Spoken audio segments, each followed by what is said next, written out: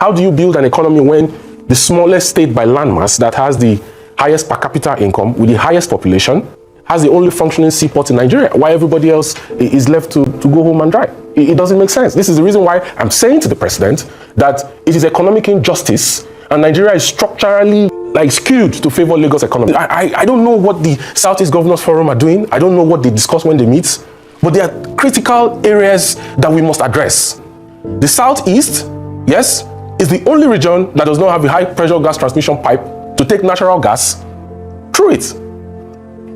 What exactly is wrong that it seems that there is like a calculated power share between the Northwest and the Southwest, and until every other region in Nigeria gets permission from the Northwest and the Southwest, nothing happens in their region.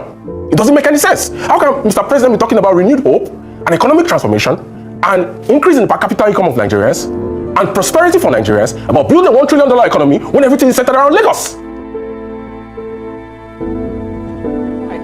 Somebody imports a 40-foot container from Guangzhou to Lagos and it will cost him 5 or 6 million naira to truck it to Aba. And you don't expect that he's going to pass on that inflation cost to the people, considering the fact that we don't have standard gauge rail lines that extend horizontally from the southwest to the southeast. It's marginalization, economic marginalization, and we have to speak truth to power. Lagos is a city of about 18 to 20 million people. We don't really know our accurate census in Nigeria because, we've not had a real census in a very long time. But let's just say Lagos is a city of about 18 to 20 million. Occupying 30,527 square meters, I think, which is the smallest landmass in Nigeria. It has a GDP of over $4,500 per capita when you look at it in real times, compared to the per capita of Nigeria of about $2,520 US. The question now becomes, of the 6 different ports in Nigeria, Warri, Onne, Calabar. Calabar, by the way, was the first deep sea port in Nigeria because Calabar was the first federal capital of Nigeria. Apapa, Tinkan, how many of them are operational? How many of them are operational today? Look, Onne Seaport is designated as exploration and production for oil and gas, which means that if you're bringing any goods that is non-oil and gas cargoes, the rates that your charge is not, it makes the port uncompetitive. So if you bring a car through Onne, you're going to pay more as compared to what you pay in Lagos, which means that Lagos will be the preferred seaport for bringing in cars and every other cargo. And cars, by the way, are one of the major imports in Nigeria that constitutes a share of our major imports, especially from the US. Okay? Why would you not invest in raising the channel draft in Calabar? In 2006, a contract was awarded to a Dutch company to embark on rehabilitation of that seaport and to raise the channel draft. The government had issues with the company over contract variation costs, and that lingered for a long time. When the government attempted to go back to do it, the company says that you cannot, and the case was in court. In 2022, that case was taken out of court for out-of-court settlement. The immediate past MD of MPA says that, they've taken the case out of court, we're going to work on raising the channel draft. The Calabar seaport is dead. You barely have vessels coming there, maybe 1 vessel per week compared to Lagos. How do you build an economy when the smallest state by landmass that has the highest per capita income with the highest population, right, has the only functioning seaport in Nigeria, while everybody else is left to go home and dry? It doesn't make sense. This is the reason why I'm saying to the president that it is economic injustice and Nigeria is structurally, skewed to favor Lagos economy. And this is the basic truth. The Calabar deep sea port draft has not been done. The documents at the ICRC has been cleared for Akwa Ibom deep sea port project in Ibom. The federal government has sat on it because if you look at the structure, 20% of the shares belongs to the federal government, 20% belongs to the state government, and 60% belongs to interested private sector investor. And that 60% was given as a 34-year concession, a PPP with Bolloré Logistics 2 or 3 years ago. Bolloré, the French company, ended up selling itself to MSC, Mediterranean Shipping Company. Mediterranean said they are doing revalidation. Why is the federal government not putting as much effort in making sure that they start building Akwa Ibom Deep Sea Port, like they did for Lekki Deep Sea Port in Lekki Free Trade Zone? And now the Minister of Marine and Blue Economy is saying that they are going to, cut investors and they are doing drawings to see that they start Embakasi Deep Sea Port. How can Lagos have 3 functioning seaports with a 4th one in the works, and every other place is languishing. How do you build an economy when everything is centered around Lagos? Is it because the Lagos establishment is afraid that if there is an operational seaport in the eastern maritime flank, which geographically is better for maritime operations, you're going to have diversion of port operations from the southeast, the south-south, the northeast to Akwa Ibom? Is it because they're afraid of revenue losses? It doesn't make any sense. We have to say the truth to power. All right. Kevin, you're right. We have to say the truth to power. And thank you for doing that as well. And you know, yesterday you put out a series of tweets highlighting these issues regarding the Calabar seaport. But you also stated in your tweet about the fact that the southeast is the only region in the whole of Nigeria that doesn't have a high pressure transmission pipe for gas running through it. I'd love for you to highlight that as well. And now you've asked the federal government to decentralize port operations to the Eastern Maritime Corridor, so that the southeast and the northeast can benefit. Now, why do you believe that this has been so difficult to achieve? Oji, it's interesting you ask this question, and the reason I don't know what the Southeast Governors Forum are doing. I don't know what they discuss when they meet, but there are critical areas that we must address, and we must bring to the table as soon as possible. The Southeast, yes, is the only region that does not have a high pressure gas transmission pipe to take natural gas through it. You have the AKK, Ajaokuta, Abuja, Kaduna, Kano. There is a second phase of that AKK that goes to Gausu in Zamfara. Now, in that AKK, you have pressure metering and reduction stations in Gwagwalada for Abuja, you have in Kaduna, you have in Kano, and then you're also going to have in Gausu when the second phase starts. That AKK is what the government hopes to extend for transnational gas pipeline through Niger Republic to Algeria, even if I don't think that will be feasible because of the lack of diplomatic relationship between Niger Republic and the Nigerian government in Abuja. Okay? The Southeast does not have a pipe that runs through it, despite the fact that Abia State produces a lot of natural gas.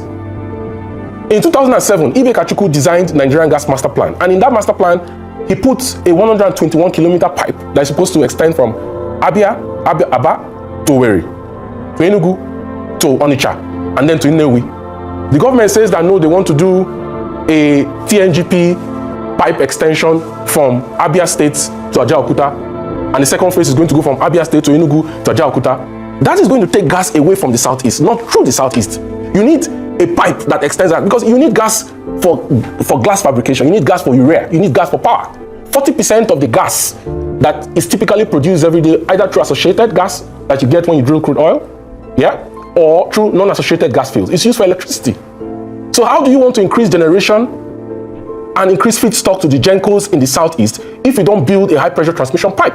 Whose responsibility is it to make sure that this happens? It's the Nigerian Gas Infrastructure Company, which is a subsidiary of the NNPC Group. So my question to the management of NNPC is, why have they refused to commission FID for gas pipes to the southeast? Why have the Southeast Governors Forum not gotten into a meeting with the president to ask him why the region does not have a gas pipe that runs through it? Well, what exactly is wrong that it seems that there is like a calculated power share between the northwest and the southwest, and until every other region in Nigeria gets permission from the northwest and the southwest, nothing happens in their region?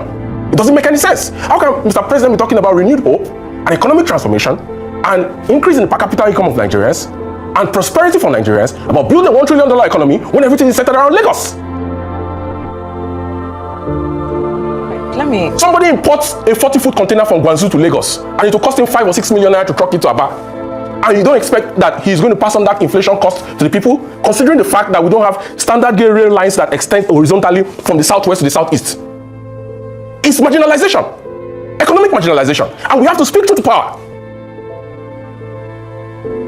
All right, then if I can come in here, Mr. Kevin, and you have touched on very salient points this morning, but if we focus on how to decentralize these port operations, with port activities concentrated in Lagos, Nigeria is still facing issues of congestion, of inefficiency, and like you even said, increased cost of doing business, because at the end of the day, it's the consumer who bears the brunt of, of what's currently happening. So when we look at why decentralizing the port operations across the country, including strategic seaports like Calabar, Onne, Warri, remaining a persistent challenge, what are those systemic reforms? What are those infrastructural investments that are necessary to make this decentralization a reality?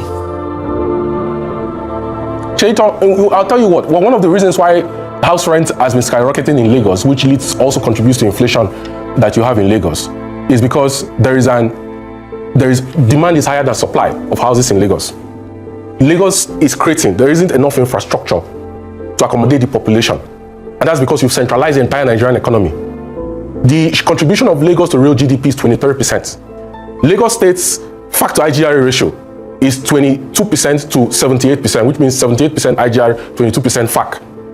Lagos State generates 26% equivalent.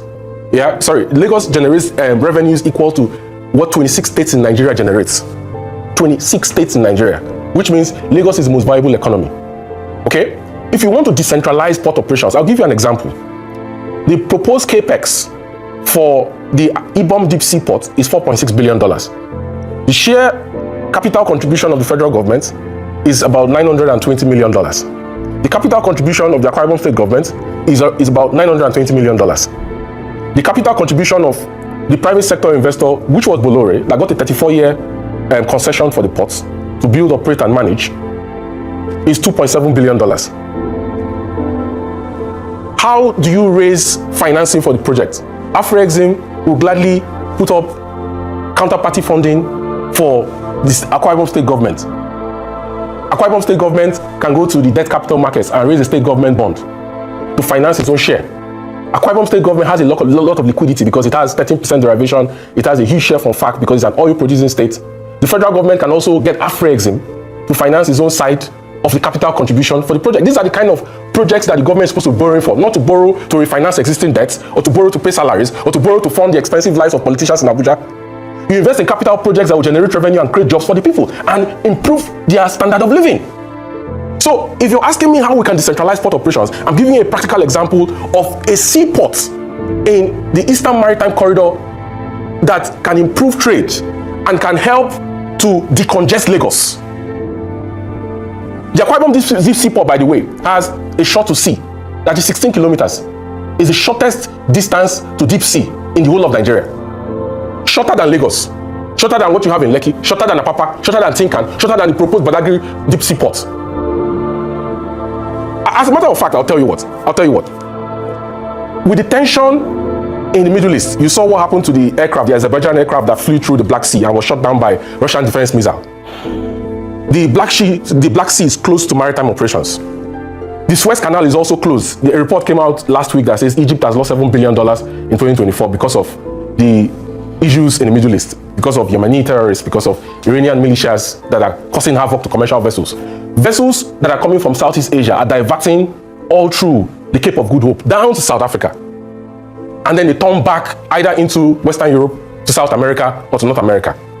In fact, Afrexim early this year and late last year commissioned an internal study to find the number of bunkering hubs in South Africa. Bunkering hubs are basically like terminals within ports that helps you to refuel and repair ships.